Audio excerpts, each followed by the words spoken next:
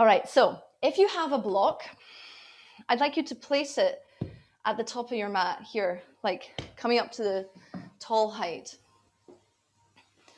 If you don't have a block, then it can be something else which is blockish height. So it can be a book, it can be a water bottle is a good height. It can be a not very lively pet. A baby also is pretty good. Actually, I did this when my baby was really young. I did this with her, this exercise, when I was building my strength back. The main thing is that having this thing here, we're going to practice Chaturanga. Hooray. So Chaturanga can often be a kind of like, oh my God, collapse to the floor, like hellish thing. When we have something here, be it a precious living being or just, you know, an inanimate object, it reminds us to keep this openness across the chest. So I'd like you to come to sit on the heels first. As we did at the very beginning, we begin by cementing all around like the bandha space. Take the thumbs to the bottom of the ribs and the fingertips to the top of the hips. And here again, we do that, bringing things together. And you can feel that engagement of the lower belly. Good. Now here, take your hands and face the palms forward. So a little bend in the elbows. Bring your attention to this space at the back of the shoulder. There's a little shelf here. Now, you can tell that my posture is not so great in normal life. I tend to round here, but yoga reminds me to press that back. Yeah, exactly. Good. So spread those fingertips and now bring your hands down so that it's like a 90-degree angle. Yeah. Now, squeeze your elbows against your bottom ribs. Lift that lower belly again. And press your shoulders back again. Do you feel work? Can't tell if you're nodding. I feel work. Do you feel work? You should feel work. Yes, good. Good, good. Okay, so this is what we're looking for. It's quite a strong position. Chaturanga is a very strong position. Why bother? It's going to build so much strength. Now, one key thing is this pointing back of the back of the shoulder. So you want to create space across the collarbones. If these fronts of the shoulders point in, this is when we start to get injured, which is what we don't want, right? So this is already, you can feel that this is something pretty good. You can do this, like if you were going out into the world, you could do it on the bus, is what I always say. You can do it just like as a, here, Kane, hold the baby. I'm going to press my shoulders back for a second. Yeah. So take the hands down towards the floor and come into your tabletop position. So if you do have a block or indeed a water bottle, we're wanting the thumbs, let me just check this.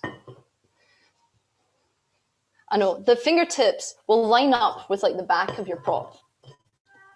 So the fingertips, if you have a block, are going to line up with the back of your block here. If it's a bottle, it can be like at the base of that. Now, you probably want to walk your knees back like a couple of inches. Now, let's build the same upper body thing. Hands pressed down. Bring together the lower ribs and the top of the hips. So you've got that lower belly engagement. Now, send your heart forward so that the shoulder blades come down the back and the collarbones broaden. Yes. Good. Take a big breath in your whole body. Good. Exhale. Find that lower belly. Hold it in. Take another breath in. As you exhale, think about sending your heart forward. So your elbows will bend. They'll come back towards your ribs. But think about going forward. Yes, good. Inhale, come back up. Nice. What we want to definitely avoid is going down, right? So if you're looking down, you're going to go down and everything's going to hurt in the shoulders. If you're looking forward, so look maybe like 0.5 meter in front of your mat. Yeah. Now, take another breath in. Exhale, lift that lower belly really up. Fill yourself up with breath again. Exhale, go forward, forward, forward, forward, forward, forward. Yes, good, all the way, hover there. Inhale, come back up. Ah, good. Last time, inhale, fill it up. Exhale, find that lower belly. Fill up with breath. Exhale, lower, lower, lower, lower, lower. Good, good, good, good, good, going forward. Yes. Inhale all the way back. Exhale, child's pose.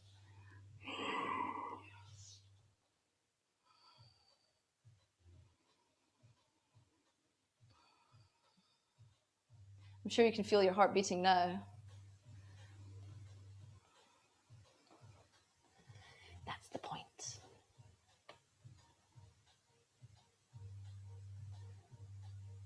Good. Inhale, walk the hands back. So come to sit on the heels. Again, interlace the fingers. Let's make a little disco ball. Good. Remove your water bottle / block / anything that you were using and come back to that long tabletop position. So you can see from me, it's not shoulders under hips. It's a little bit longer. So it's kind of like a knees down plank. Right. Let's do the same thing. Hands are going to press. Lower abdomen lifting. Shoulders pulling back. Collarbones lifting. Take a big breath in. Exhale, we're going to lower. Or rather go forward. Good. Inhale, come back up. Yes. Exhale. Go forward. Good. Inhale, come back up. Now, exhale. Go forward, forward, forward, forward, forward. Hold it. Now, tuck the toes underneath. And then we propel ourselves forward. Upward facing dog. We'll talk about that a little bit more in a second. Good. Knees down.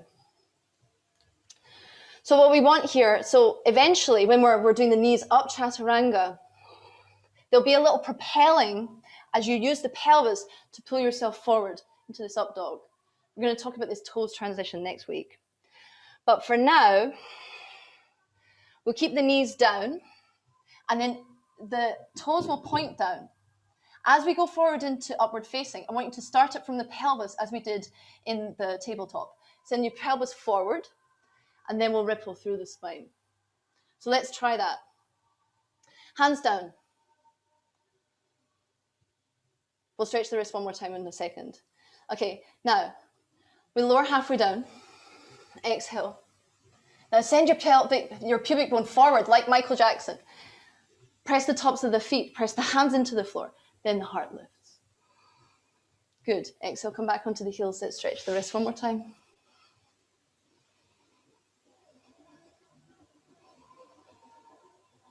It's a lot, I know. Like when we're doing a vinyasa, we're kind of focusing in on it.